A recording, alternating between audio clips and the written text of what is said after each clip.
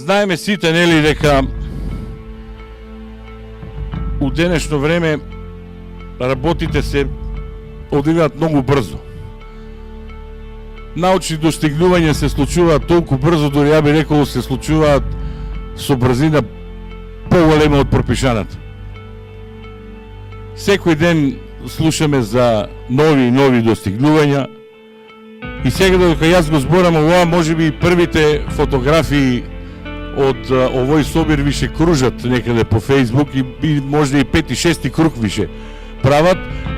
За почеток сакам да го поканам професор Боев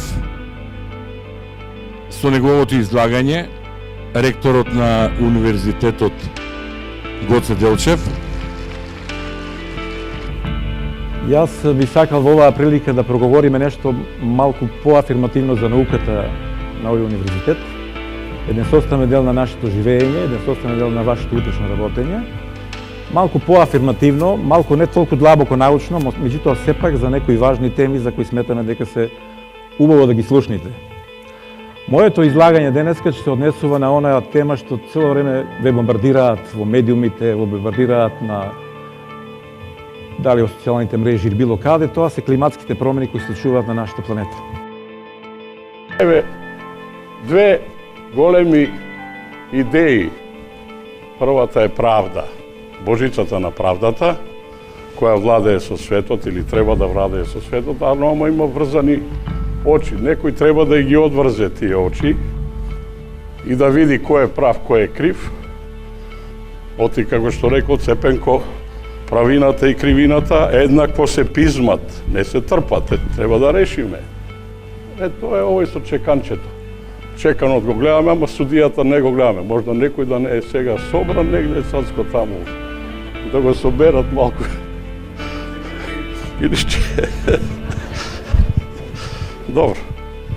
Темата е многу сериозна, но сакав да кажам дека таа е толку животна тема, правото, воопшто, и целата ова сериозна задача, што морам да раскажам на еден ваков обичен начин, што просто не можеме да се ослободиме од неа каде и да се завртиме.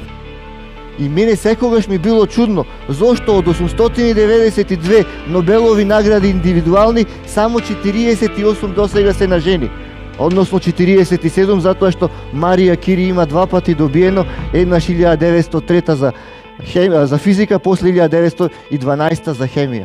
Гледате, во 1903 Марија Кири, кога фајчала радиум, полониум изолирала, неутрони со раце фајчала, кај нас овдека дизајнирале црешово топче без трзајно.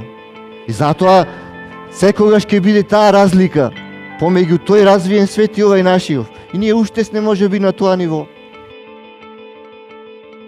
Секако загадувањето на воздухот е најсмртоносен проблем од загадувањето на животна средина. Годишно во светот се претпоставува дека 7 милиони луѓе умираат на земјината топка од загадувањето на воздухот, само на воздухот. Од кои што половина скоро од нив умираат во земјите во развој како резултат на користење на уреди за согорување на фосилни горива и биомаса, кое што е огромен број. Можни сценарија. Постојат неколку сценарија какво ќе биде образованието. Црното сценарио е крах на училиштето, крај на образовните системи, кој што ќе започне во оној момент кога родителите ќе се разочарат од образовниот систем. Тоа е така наречено црно сценарио и започнува во оној момент кога системот ќе иницира проблеми. Ќе започне во оној проблем кога професорската професија ќе стане проблематична, кога ќе имате демотивирани наставници, кога ќе имате наставници кои што ќе ја напуштаат професијата и ќе заминуваат во други поатрактивни дејности. Светлото сценарио е отворено образование. Тоа е нова филозофија на образование. Тоа не е реформа на образованието. Отворено образование е револуција, реконцептуализација на системот, заедница и споделување на одговорноста со локалната заедница, со општеството, со светот. Наука за живот. Верувам дека наскоро пак ќе се видиме.